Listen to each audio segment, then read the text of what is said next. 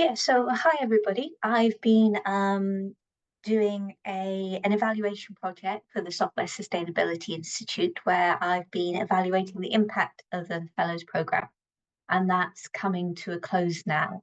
And I shared the results with the advisory board, was that a few weeks ago? And so I'm going to share the same presentation with you now.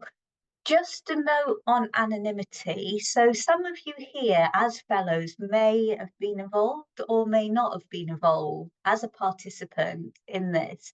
If you were involved as a participant, it's kind of my sort of professional duty as a researcher to ensure that you don't identify yourself in this session.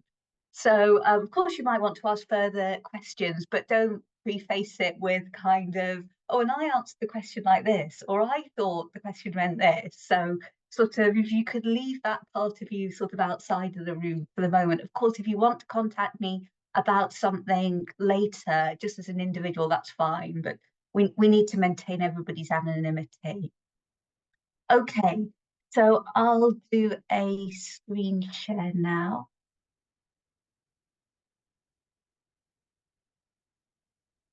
Okay. So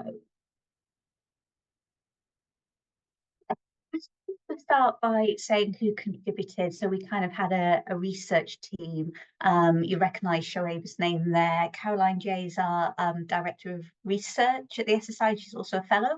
Aisha Rashid is a social science researcher who came on board to consult with the some of the interview analysis we did. We had SSI staff and advisory board involved in this, and also our SSI fellows. So some of you here, calibrators and participants as well. So I'm going to give you a bit of an overview of the evaluation, the findings from the survey, and then we're going to look at some of the findings from the interviews. And that was really an outcomes from a sense-making session. So that was working with the programme team. So particularly that was Neil, Chu Hong, that was Oscar and Shoaib and Catherine who were here. For them really to contextualise the findings of the interviews and understand what was important to them as a programme team. Sort of knowing the nuts and bolts of the programme. So to look at the aim of the evaluation, we really need to have a look at the aim of the fellowship. And that was to improve and promote good computation practice across all research disciplines and support those who are doing this work. So I picked that off the website. So that should hopefully resonate with you as fellows. So we want to look in this evaluation, does the fellowship meet that aim? Note that we're looking at the impact rather than your opinion of the programme. So it's not kind of about the mechanisms, how you support it, how often, what the offering actually was. It's whether the fellowship, your work, has impact in terms of improving and promoting good computation and practice. So it was a collaborative project involving SSI staff, advisory board and fellows. First of all, we developed a model of the fellowship programme looking at using theory of change. So this kind of works backwards, as in what is the change that you want to affect? And then what actions do you need to get to that change? So it looks at actions, outputs and impacts. We then probed the model to develop the survey and then a corresponding interview guide. And fellows from 4 cohorts were invited to participate. So 17 out of 71 completed the survey and 6 participated in an interview.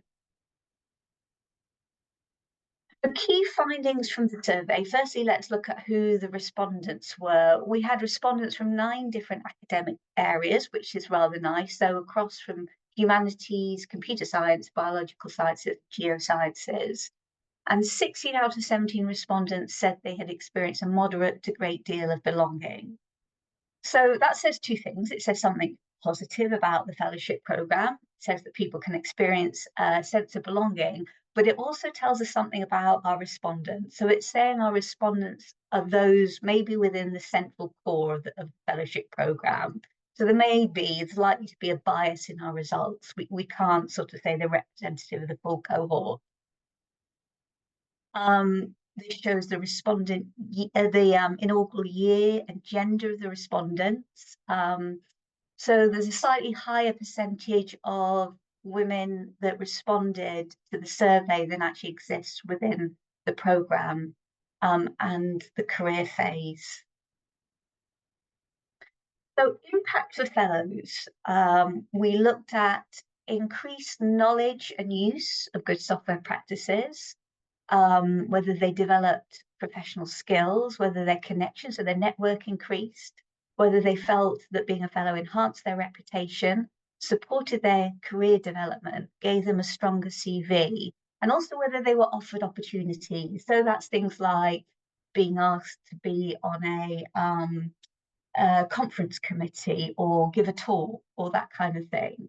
So the darker colour is strongly agree, and the sort of orangey colour is somewhat agree.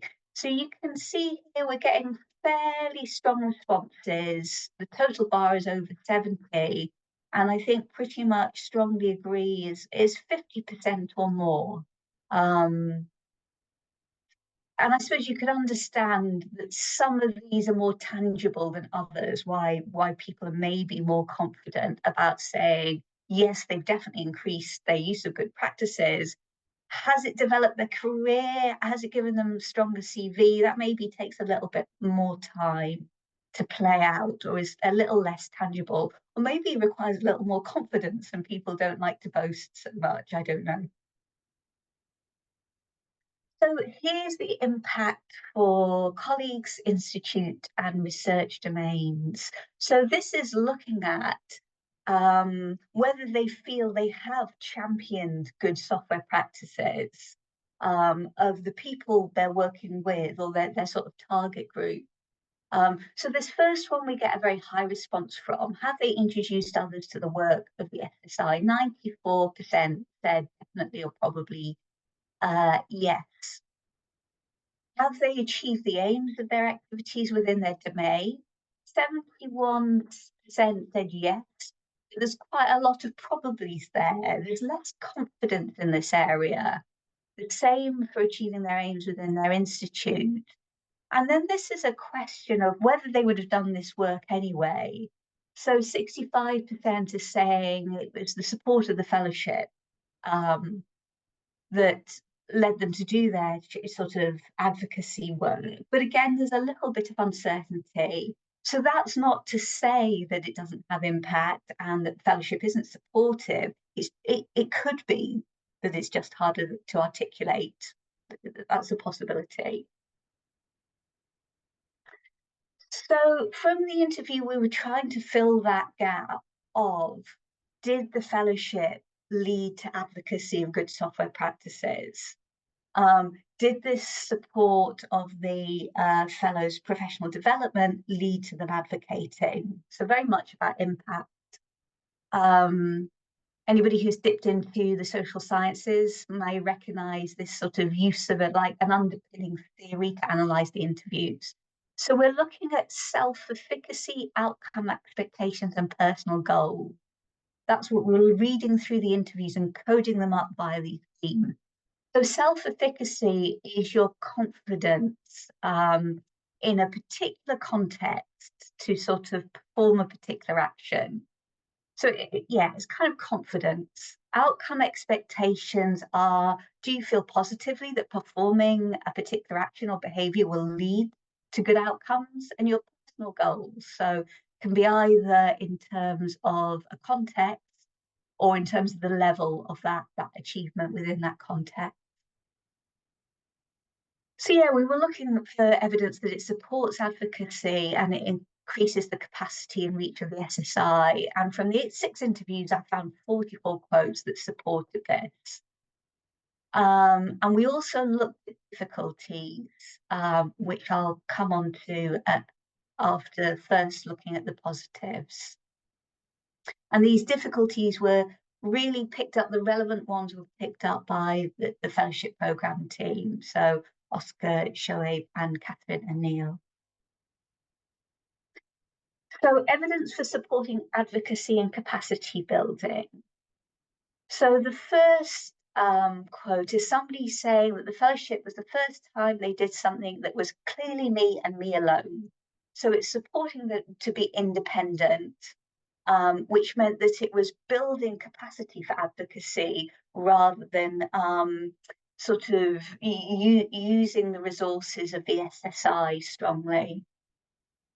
The second one says people would ask me my opinion as my contribution thing. So this is the same person.